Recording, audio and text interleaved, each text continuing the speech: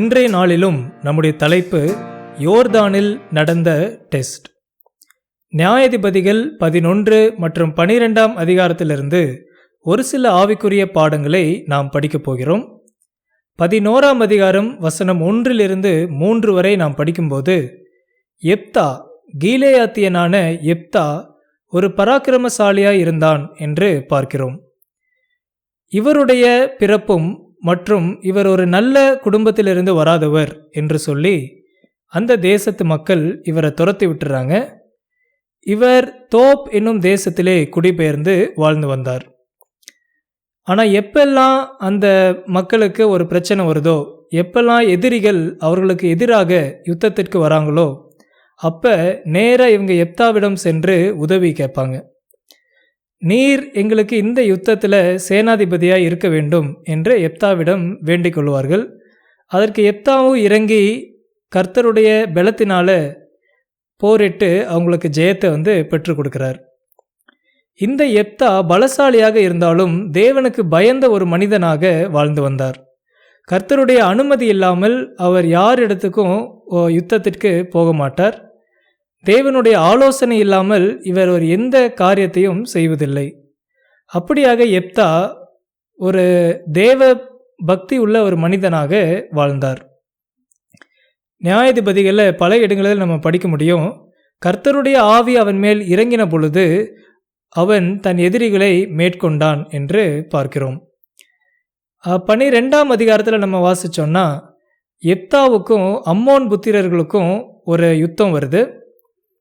இந்த அம்மோன் புத்திரர்கள் தேவனுக்கு எதிரானவர்கள். அவர்கள் அந்நிய தேவர்களை பின்பற்றி சிலைகளை வணங்கி கர்த்தருக்கு அருவருப்பான காரியங்களை செய்து வந்தாங்க.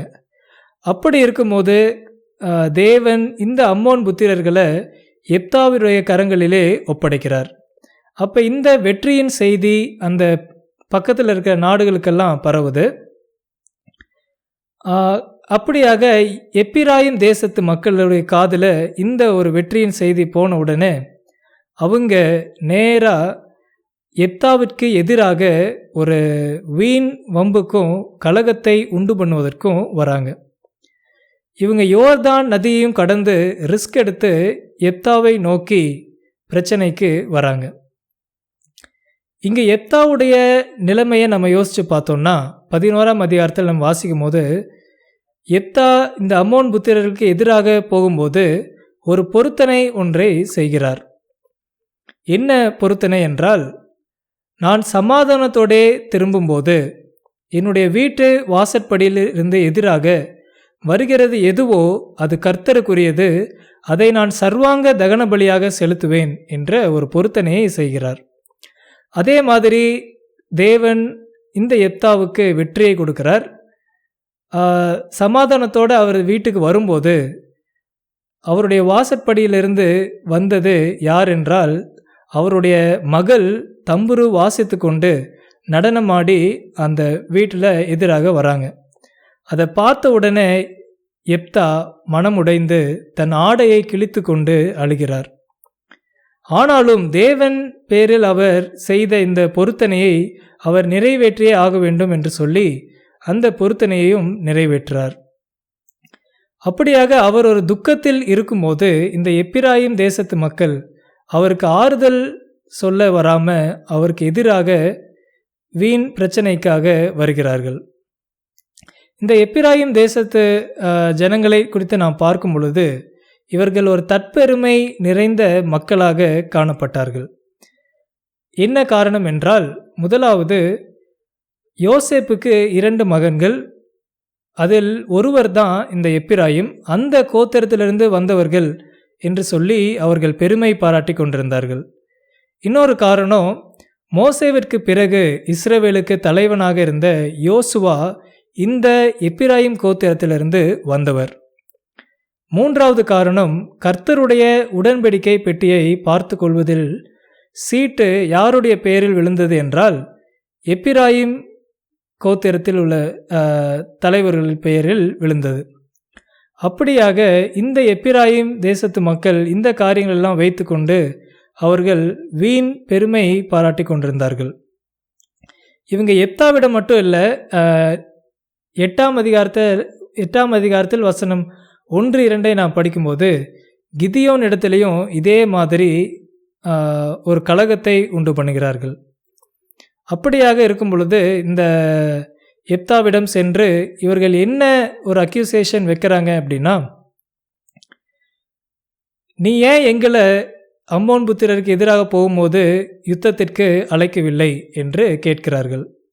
நீ எங்களை அழைக்காததுனால நாங்கள் உன்னையும் உன்னோட குடும்பத்தையும் அக்கினியினால் அழித்து போடுவோம் என்று சொல்லி எப்தாவை மிரட்டுகிறார்கள். அதற்கு எப்தா இங்கே என்ன பதில் சொல்கிறாருன்னா, எனக்கு இதே மாதிரி அம்மோன் புத்திரர்கள் இடத்துல ஒரு பெரிய ஒரு வழக்கு இருந்தபோது நான் உங்களிடத்துல போன முறை இதே மாதிரி நான் உதவிக்கு வந்து கேட்டேன். ஆனால் நீங்கள் எனக்கு துணை நிற்கலை. அதனால தான் நான் தேவனுடைய பலத்தினால சென்று அவர்களை முறியடித்தேன். கர்த்தர் அவர்களை என்னுடைய கரத்திலே ஒப்பு கொடுத்தார் என்று எப்தா சொல்கிறார். ஆனால் அவர்கள் எந்த விதமான சமாதானத்திற்கும் அவங்க வரலை. வீணாக அவர்கள் கீலேயாத் மக்களையும் சேர்த்து அவர்கள் தவறாக பேசுகிறார்கள். இதனால் இவர்கள் 2 பேருக்கும் ஒரு யுத்தம் வருது. கீலேயாத் மக்களுக்கும் இந்த எப்பிராயிம் தேசத்து மக்களுக்கும் ஒரு யுத்தம் வருது. இந்த யுத்தத்தில் யார் ஜெயிக்கிறார்கள் என்றால் எப்தாவும் கீலேயாத் மக்களும் ஜெயிக்கிறாங்க. நிறைய எப்பிராயிம் ஜனங்கள் அங்கே மடிந்து போகிறார்கள். அதில் தப்பித்த ஒரு சிலர் அவங்க திருப்பி தங்களுடைய நாட்டுக்கே செல்ல வேண்டும் என்று அவங்க நேராக ஓடி யோர்தான் கரைக்கு வராங்க. இவங்க யோர்தான் கரைக்கு வர்றதுக்கு முன்னதாகவே கீலேயாத் மக்கள் அந்த கரைக்கு வந்து சேர்ந்துடுறாங்க. இங்கே தான் எப்தா ஒரு டெஸ்ட் வைக்கிறாரு. என்ன டெஸ்ட்னா, முதலாவது நீங்கள் எப்பிராயிம் தேசத்தவர்களா என்று கேட்க வேண்டும். அதற்கு அவர்கள் இல்லை என்று பதில் சொல்வார்கள். இங்கே நம்ம சிந்தித்து பார்க்கும் பொழுது நம்ம முன்னாடி பார்த்தோம், அவர்கள் எப்பிராயிம் கோத்திரத்திலிருந்து வந்தவர்கள் என்று பெருமை பாராட்டி கொண்டிருந்தார்கள். ஆனால் இப்போ நீங்கள் எப்பிராயிம் தேசத்தவர்களா என்று கேட்டால் அவர்களிடத்திலிருந்து இல்லை என்ற பதில் வருகிறது. அப்போ ப்ரைட் கோஸ் பிஃபோர் டெஸ்ட்ரக்ஷன், விழுதலுக்கு முன்னானது மனமேட்டிமை என்று பார்க்கிறோம். அப்படியாக அவர்களுடைய வீழ்ச்சிக்கு காரணமாக இருந்தது அவர்களுடைய தற்பெருமை என்று நாம் இங்கே பார்க்கிறோம். அடுத்ததாக எப்தா இன்னொரு டெஸ்ட்டு சொல்கிறாரு. அவங்க அப்படி இல்லைன்னு சொன்னால் அவர்கள் உண்மை சொல்கிறார்களா அல்லது பொய் சொல்கிறார்களா என்று கண்டுபிடிப்பதற்கு ஷீபோலேத் என்று அவர்களை சொல்ல வேண்டும் என்று எப்தா சொல்கிறார். அப்படி ஷீபோலேத் என்று அவர்களால் சொல்ல முடியாமல் சீபோலேத் என்று சொன்னார்கள் என்று சொன்னால் அவர்களை அங்கேயே கொன்றுவிடுங்கள் என்று சொல்கிறார். இங்கே என்ன இந்த வார்த்தை ஷீபோலேத், இது மிலிட்ரி கோட்வேர்டா என்றெல்லாம் நம்ம சிந்திச்சு பார்த்தா இது ஒரு சீக்ரெட் கோட்வேர்டெல்லாம் இல்லை. இந்த ஷீபோலேத் என்ற வார்த்தையின் அர்த்தம் நதி. எப்பிராயிம் தேசத்து மக்களுக்கு இந்த ஷீ என்ற வார்த்தை அந்த உச்சரிப்பு அவர்களுக்கு வராது. அதனால் இந்த ஒரு காரியத்தை பயன்படுத்தி, இந்த ஒரு வார்த்தையை பயன்படுத்தி எப்தா அவர்களுடைய உண்மை தன்மையை, உண்மை சொல்கிறார்களா அல்லது பொய் சொல்கிறார்களா என்று கண்டுபிடிக்கிறார். எதனால் அவர்களுக்கு இந்த வார்த்தை வரவில்லை? இவங்க 2 பேருமே ஒரே பாஷையை பேசுகிறவர்கள், ஒரே மொழியை பேசுகிறவர்கள். ஆனால் எதனால் அவர்களால் இந்த ஷீபோலேத் என்ற வார்த்தையை சொல்ல முடியல என்று நாம் பார்க்கும் பொழுது நியாயாதிபதிகள் 1ஆம் அதிகாரம் வசனம் 28-29 நாம் படிக்கலாம். இஸ்ரவேலர் பலத்தபோது கானானியரை முற்றிலும் துரத்திவிடாமல் பகுதி கட்ட பண்ணினார்கள். எப்பிராயிம் கோத்திரத்தார் கேசேரிலே குடியிருந்த கானானியரையும் துரத்திவிடவில்லை. ஆகையால் கானானியர் கேசேரில் அவர்கள் நடுவே குடியிருந்தார்கள். நியாயாதிபதிகள் 3ஆம் அதிகாரம் வசனம் 5 முதல் 7 வரை படிப்போம். இப்படி இஸ்ரவேல் புத்திரர் கானானியர், ஏத்தியர், எமோரியர், பெரிசியர், ஏவியர், எபூசியர் ஆகிய இவர்கள் நடுவே குடியிருந்து அவர்களுடைய குமார்த்திகளை விவாகம் பண்ணி தங்களுடைய குமார்த்திகளை அவர்கள் குமாரருக்கு கொடுத்து அவர்கள் தேவர்களை சேவித்தார்கள். இப்படி இஸ்ரவேல் புத்திரர் கர்த்தரின் பார்வைக்கு பொல்லாப்பானதை செய்து தங்கள் தேவனாகிய கர்த்தரை மறந்து பாகால்களையும் தோப்பு விக்கிரகங்களையும் சேவிக்கிறபோது.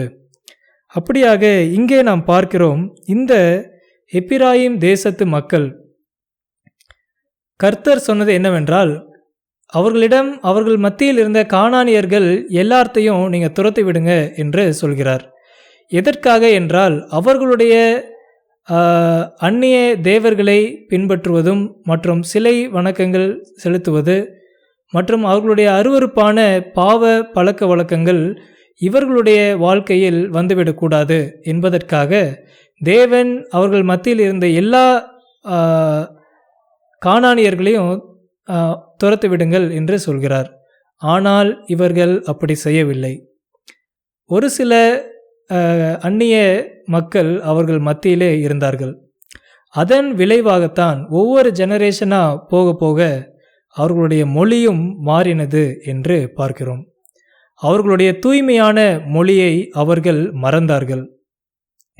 இங்கே அவங்க நினைத்தாங்க, கொஞ்சம் பேர் தானே இங்கே இருக்கிறாங்க, அதனால் என்ன பெரிய பாதிப்பு வந்துடப்போகுது என்று நினைத்தார்கள். நாம் வேதத்திலே படிக்கிறோம், புளிப்புள்ள கொஞ்சம் மாவானது பிசைந்த மாவு அனைத்தையும் உப்ப பண்ணும்.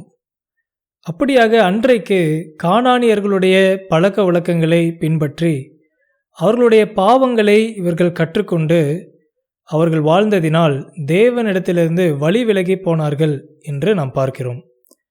அப்படியாக இதிலிருந்து நாம் என்ன ஒரு பாடத்தை கற்றுக்கொள்ளலாம் என்றால், இந்த உலகத்தில் பாவ உலகத்தில் நாம் வாழ்ந்தாலும் இந்த பாவமானது நம்முடைய இருதயத்தை ஆட்கொள்ள விடக்கூடாது என்று நாம் பார்க்கிறோம். ஒரு படகுல ஒரு சிறிய ஒரு துவாரம் இருந்தாலும் அந்த படகையே அது மூழ்கடித்துவிடும் என்று பார்க்கிறோம். ஒரு பெரிய கப்பலாக இருந்தாலும் அந்த கப்பலில் ஒரு சின்ன ஒரு ஹோல் இருந்தாலும் போதும், அது மெதுவாக அந்த முழு கப்பலையுமே மூழ்கடித்துவிடும். அப்படியாக ஒரு சிறு பாவத்தை நாம் அனுமதித்தோம் என்று சொன்னால் அதை சாத்தான் பயன்படுத்தி நம்மை பெரிய பாவத்துக்கு விழ செய்வான். நம்ம செய்கிற சின்ன சின்ன காம்ப்ரமைஸ் அது பெரிய ஒரு காம்ப்ரமைஸ்க்கு நம்மை வழிநடத்தும் என்று பார்க்கிறோம். அப்படியாக இன்றைய நாளிலும் நாம் கற்றுக்கொள்ளும் பாடம், அந்த எப்பிராயிம் தேசத்து மக்களைப் போல நாம் இராமல் பாவத்தை முழுமையாக நாம் வெறுத்து அதை நாம் பின்பற்றக்கூடாது என்று நாம் பார்க்கிறோம். கடைசியாக யோர்தான் நதி. யோர்தான் நதி என்றால் தடை என்று அர்த்தம். இஸ்ரவேல் மக்கள் வாக்குத்தத்தம் பண்ணப்பட்ட தேசத்திற்குள் நுழைவதற்கு அவர்களுக்கு இருந்த கடைசி தடை என்னவென்றால் அது இந்த யோர்தான் நதி. ஒரு பாடலில் நாம் இந்த வரியை பாடுவோம். எண்ணி எண்ணி துதி செய்வாய் என்ற பாடலில் யோர்தான் புரண்டு வரும்போல் எண்ணற்ற பாரங்களோ என்ற ஒரு வரி வரும். அப்படியாக இந்த யோர்தான் நதி வெள்ளம் வந்தது என்று சொன்னால் சுமார் 65 கிலோமீட்டர் வேகத்தில் வெள்ளம் அடித்து கொண்டு வரும். அப்படியாக நம்முடைய வாழ்க்கையிலும் நாம் பரலோகத்திற்கு செல்வதற்கு முன்பு நாம் ஒவ்வொருவரும் இந்த யோர்தானை கடந்துதான் செல்ல வேண்டும். இந்த யோர்தான் ஆகிய இந்த உலகத்தின் தடைகளையும் பாவங்களையும் சாத்தானின் சோதனைகளையும் சாத்தானின் வலைகளையும் தாண்டிதான் நாம் பரலோகத்திற்கு செல்ல வேண்டும் என்று பார்க்கிறோம். அப்படியாக நாம் பரலோகத்தின் வாசலில், அதாவது இந்த யோர்தானை கடக்க வந்து நிற்கும் பொழுது ஷீபோலேத் என்று சொன்னார்கள் என்று சொன்னால் நாம் எப்படியாக பதிலளிப்போம்? அதாவது நம்முடைய மொழி பரலோகத்தின் மொழியாக இருக்குமா அல்லது இந்த பாவ உலகத்தின் மொழியாக இருக்குமா? நம்முடைய கான்வர்சேஷன் எப்படிப்பட்ட ஒரு கான்வர்சேஷனாக இருக்கும்? நம்முடைய குணாதிசயங்கள் பரலோகத்தின் குணாதிசயமாக இருக்குமா அல்லது இந்த பாவ குணாதிசயமாக இருக்குமா என்று நாம் சிந்தித்து பார்க்க வேண்டும். அப்படியாக இயேசுவின் இரத்தத்தினால் கழுவப்பட்ட நாம் ஒவ்வொருவரும் இயேசுவின் குணத்தை நாம் அடைவதற்கு நாம் ஒவ்வொரு நாளும் பிரயாசப்பட வேண்டும் என்று நாம் பார்க்கிறோம். ஒவ்வொரு நாளும் நம்முடைய ஜெபம் எப்படியாக இருக்க வேண்டும் என்று சொன்னால், நாம் பரலோகத்திற்கு உரியவர்களாக நாம் மாற வேண்டும் என்று ஜெபிக்க வேண்டும். நாம் இயேசுவின் குணத்தை பிரதிபலித்தால் ஒழிய நாம் பரலோகத்திற்குள் நுழைய முடியாது. அப்படியாக அன்றைக்கு அந்த எப்பிராயிம் தேசத்து மக்கள் எப்படி அவர்கள் தற்பெருமை நிறைந்தவர்களாக இருந்து அவர்கள் மாண்டு போனார்களோ, அப்படியாக நாம் இராமல் நாம் பரலோகத்திற்கு ஏற்ற ஒரு வாழ்க்கையை வாழ்ந்து இயேசுவின் குணத்தை பிரதிபலித்து இந்த பாவத்தில் வீழ்ந்து கொண்டிருக்கும் மக்களையும் நாம் ரட்சிக்க வேண்டும் என்று நாம் பார்க்கிறோம். அப்படியாக இந்த நாளிலும் நாம் கற்றுக்கொண்ட ஒரு பாடம், தேவனுக்கு பிரியமான ஒரு வாழ்க்கையை நாம் வாழும் பொழுது நிச்சயமாக நாம் பரலோகத்தில் சென்றடைவோம். நம்முடைய மொழி பரலோகத்தின் மொழியாக, தூய்மையான கரை திரையற்ற மொழியாக, கரை திரையற்ற ஒரு குணமாக நாம் இருப்போம் என்று பார்க்கிறோம். தேவன் தாமே நாம் ஒவ்வொருவரையும் ஆசீர்வதிப்பாராக.